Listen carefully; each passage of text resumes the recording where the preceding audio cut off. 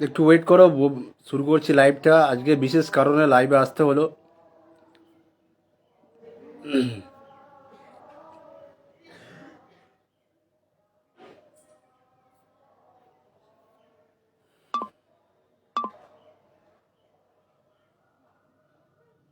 লাইভটা একটু শেয়ার করে দেবে বিভিন্ন গ্রুপে, যে যে গ্রুপে আছো সবাইকে বলবো এই লাইভটা কিন্তু খুবই গুরুত্বপূর্ণ। লাইভটা বিভিন্ন গ্রুপে শেয়ার করে দাও, শুধু যে ঐক্যমঞ্চ বা যারা যে গ্রুপে আছে সমস্ত গ্রুপে। কারণ এটা আমাদের লড়াই, বেঁচে থাকার লড়াই এটা।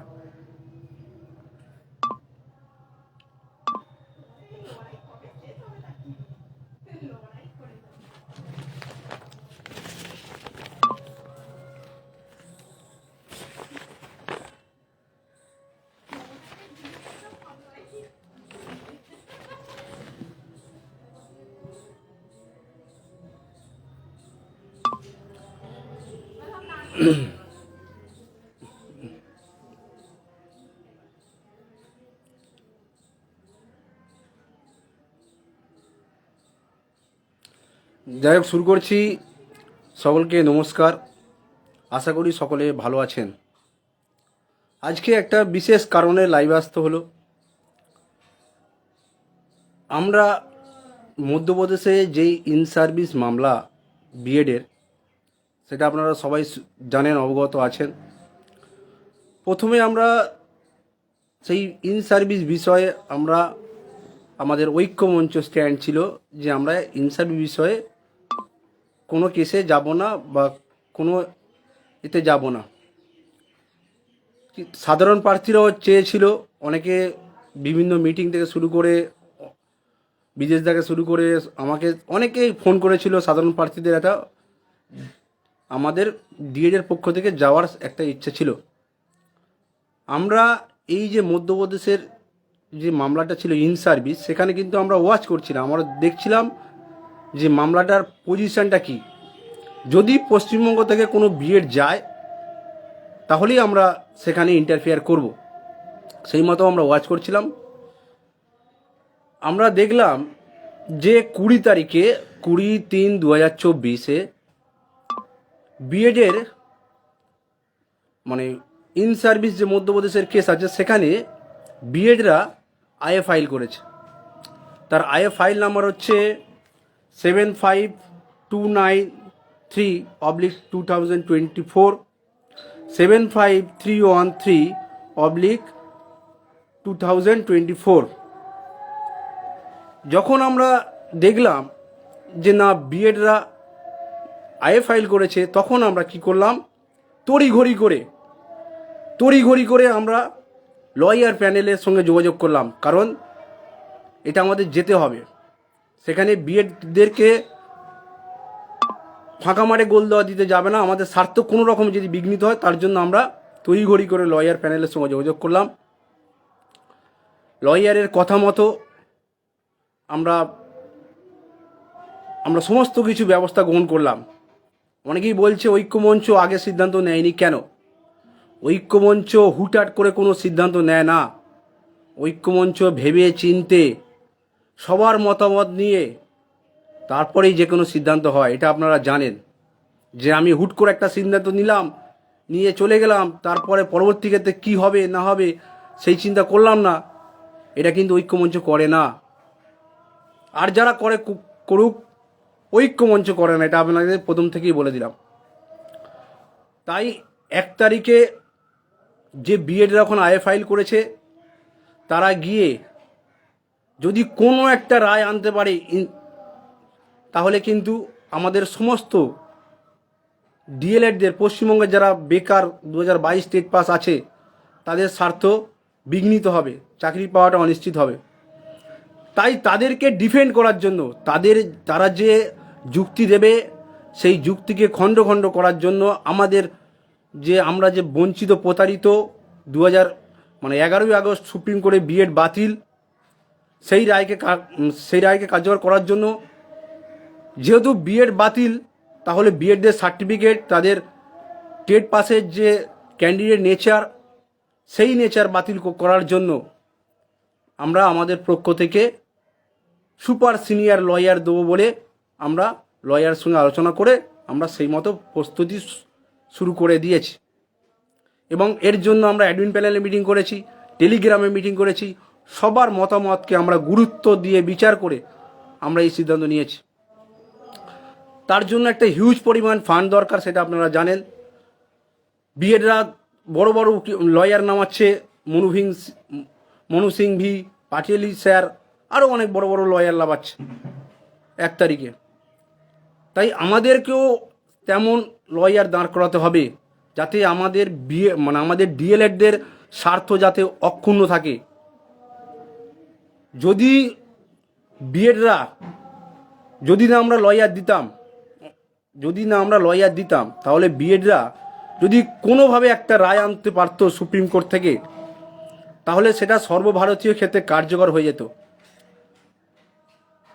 তখন আমরা হাইকোর্ট থেকে বিএড সার্টিফিকেট বাতিলের যে মামলাটা করা আছে তাতে সেটা কার্যকর হতো না। তাই আমরা যদি সুপ্রিম কোর্ট থেকে বিএড সার্টিফিকেটের বাতিলের একটা কিছু রায় আনতে পারি, তাহলে হাইকোর্টের যে মামলাটা করা আছে সেটা খুব সহজ হয়ে যাবে, ইজি হয়ে যাবে। তাই আমরা আশা রেখেছিলাম যে আমরা ফান্ডিং তুলে নেব, কিন্তু বর্তমান ফান্ডিংয়ের যা অবস্থা খুবই শোচনীয় অবস্থা। জানি না কেন অনেক বিএড দেখেছি আমাদের বিভিন্ন কিউআর কোডে অনেক ফেসবুক লাইভে এসে ফেক অ্যাকাউন্ট থেকে নানান ধরনের কমেন্ট করে, ভ্রান্তমূলক কথাবার্তা বলে, অযৌক্তিক কথাবার্তা বলে বিএডদেরকে বিভ্রান্ত করার চেষ্টা করছে ফেক অ্যাকাউন্ট থেকে।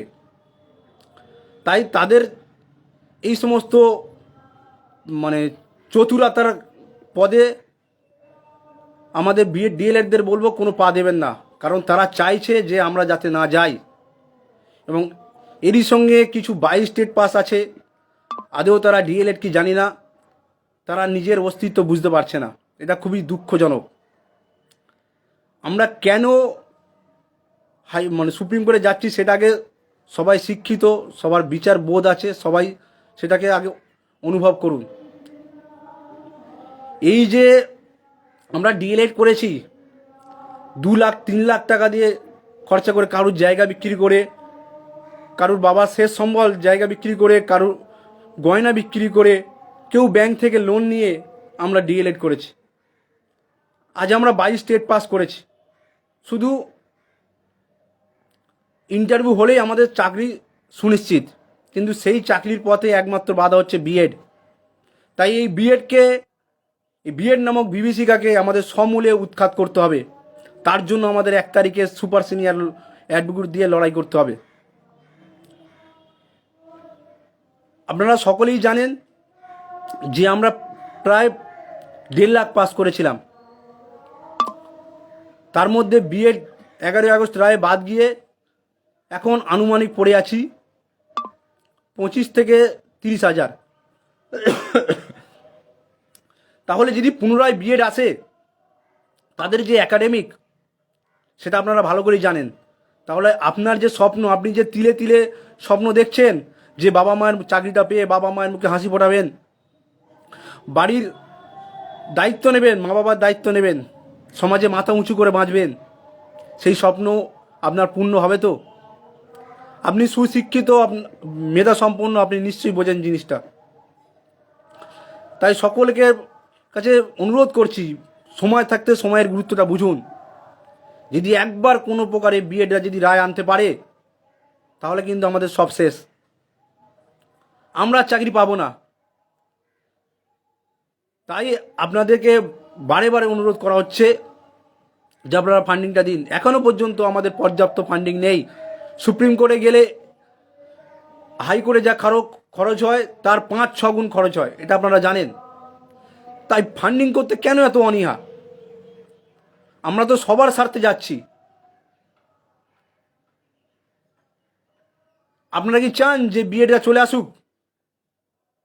আপনারা কি চান যে আপনার চাকরিটা বিএডরা ছিনিয়ে নিয়ে চলে যাক? আপনি কি চান যে তিলে তিলে যে কঠোর পরিশ্রম করে আজ 22 স্টেট পাস করেছেন, সেই স্বপ্ন সেই মানে বুকে যে স্বপ্ন বেঁধেছেন, স্বপ্নের আশা দেখেছেন, সেই স্বপ্ন ভেঙে যাক।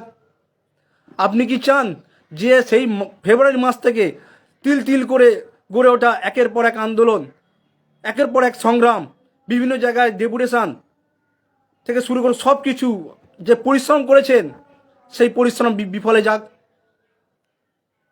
তবে কেন এত অনীহা? হ্যাঁ, অনেকের ফান্ডিং সমস্যা হয়। সামান্য মানে 1,500 টাকা চাকরি পাওয়ার স্বপ্নের কাছে কিছু নয়।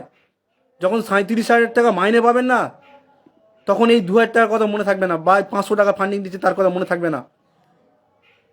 তাই এখনও সময় আছে। 1 তারিখে আমরা পর্যাপ্ত ফান্ডিং উঠলে তবেই আমরা সুপার সিনিয়র লয়ার দিতে পারবো। কারণ আমরা সব বেকার, আমরা কোথা থেকে দেবো? সকলে মিলে 10 জন মিলে যখন এক জায়গায় থাকবে, তখনই একটা বড় কিছু করে দেখানোর সম্ভাবনা থাকে। গুটি কত মিলে আমরা কিছু করতে পারবো না। আমরা জানি আপনার সবাই আমাদের পাশে আছেন, শুরু থেকেই, আজও আছেন। দয়া করে ফান্ডিংটা দিন। ফান্ডিংয়ের অবস্থা এখন বর্তমানে আজকে খুবই খারাপ। আমরা যে আশা করেছিলাম তার থেকে কয়েক গুণ খারাপ। সকলকে অনুরোধ করছি, আপনি দিন। আপনি আপনার বন্ধু যে 22 স্টেট পাস করে আছে, পূর্ণ প্রশিক্ষিত ডিএলএড, তাদেরকে বোঝান যে বিএড এলে কি হতে পারে। তাদের বিএডরা এক একজন 1,500 টাকা করে ফান্ডিং দিচ্ছে। আমি প্রয়োজন পড়লে আমি আপনাকে স্ক্রিনশট দিয়ে দেখাতে পারি। যারা চান আমার কাছে পার্সোনাল হোয়াটসঅ্যাপ করুন, আমি দেখিয়ে দেবো।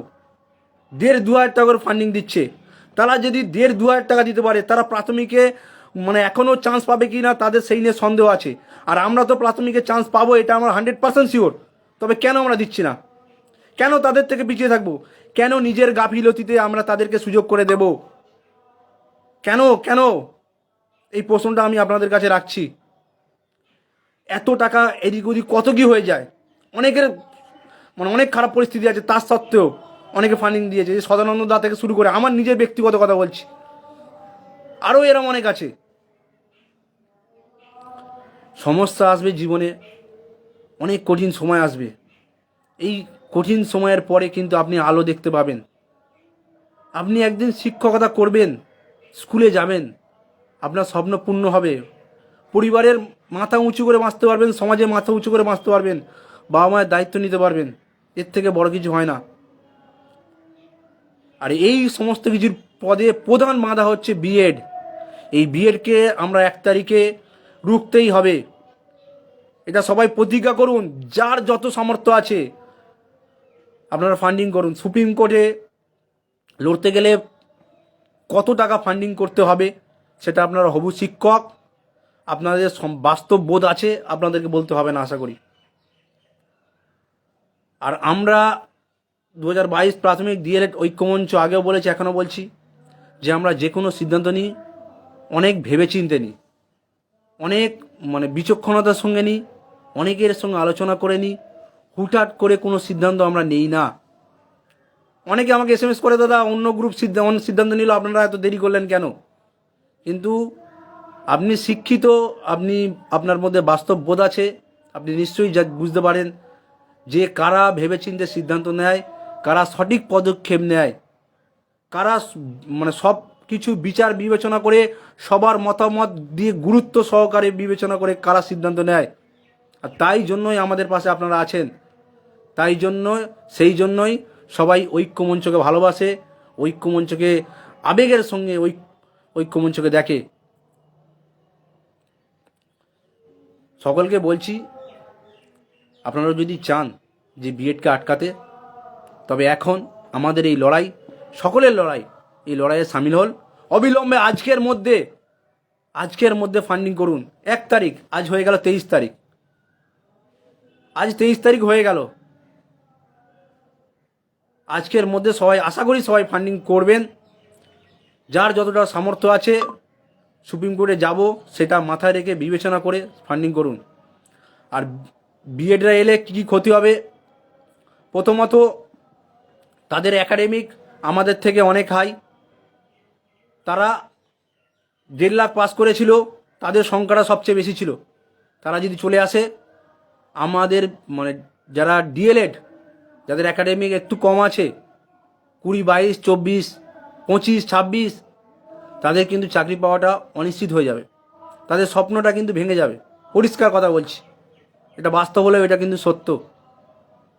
এটা শুনতে খারাপ লাগলেও এটা সত্য, কারণ বিএডদের একাডেমিক প্রচুর হাই।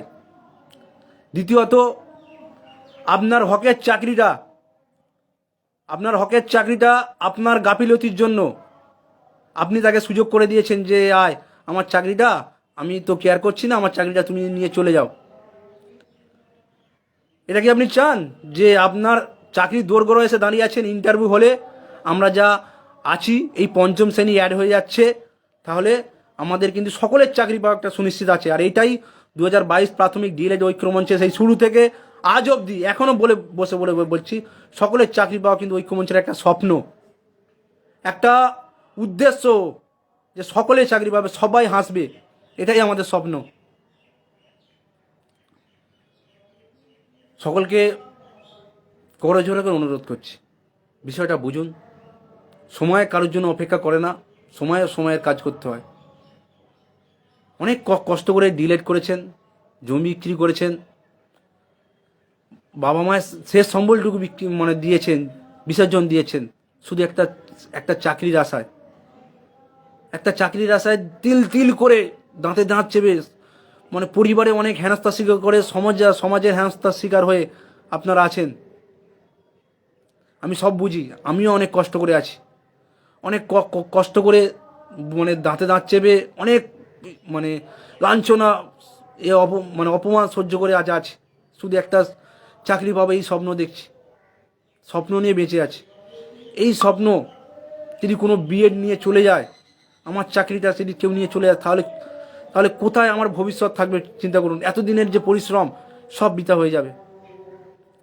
আমার মতো এরকম অনেক ছেলে আছে যে খাওয়া হয় না ঠিক মতো, পরিবারের আর্থিক অবস্থা খুবই খারাপ, মাথার ওপর বোন আছে, বাবা মা কোনো রকমে সংসার সামাল দিচ্ছে, 33 বছর বয়স হয়ে গেল, আরও বয়স, ইনকাম করতে পারছে না, মাথার ওপর অনেক বোঝা, তবু সে দাঁতে দাঁত চেপে পড়ে আছে শুধু একটা স্বপ্নের আশায়, যে ইন্টারভিউ হবে, আমরা চাকরিটা পাবো। সেই স্বপ্নটা যদি কোনো বিএড নিয়ে চলে যায়, আপনার ন্যায্য অধিকার থেকে কেউ যদি বঞ্চিত করে, তাহলে আপনি সেটা পারবেন তো সহ্য করতে? কষ্ট হয়, বুকে অনেক কষ্ট, অনেক যন্ত্রণা। কেন আমি এখানে সেখানে যাই, এখানে সেখানে কেন ছুটি? আমার তো জানেন আমি ফিজিক্যাল হ্যান্ডিক্যাপ, আমার কার্ড আছে, আমি শারীরিক প্রতিবন্ধী, কিন্তু তবু যাই। কারণ যদি কিছু তাড়াতাড়িভাবে সরকারের চাকরিটা হয়, আমারও দরকার, আপনাদের দরকার, সবার চাকরি দরকার। দয়া করে সময়ের গুরুত্বটা বুঝুন। 1 তারিখে আমাদের লয়ার নামাতে হবে, আর সুপ্রিম কোর্টে যদি ফান্ডিং যদি না ভালো করতে পারি, কি করে লয়ার দেবো ভালো? আমরা বেকার, গাঁটের পয়সা আমাদের নিজেদেরই চলে না, কি করে আমরা লয়ার দেবো বলুন? সবার উদ্দেশ্য তো আমরা এই একটা মহাযজ্ঞ কর্মসূচি নিয়েছি, আমরা লয়ারের সঙ্গে আলোচনা করেছি, আমাদের অনেক পয়েন্ট আছে। তিনি বলেছেন 1 তারিখে তোমরা দাঁড়াও।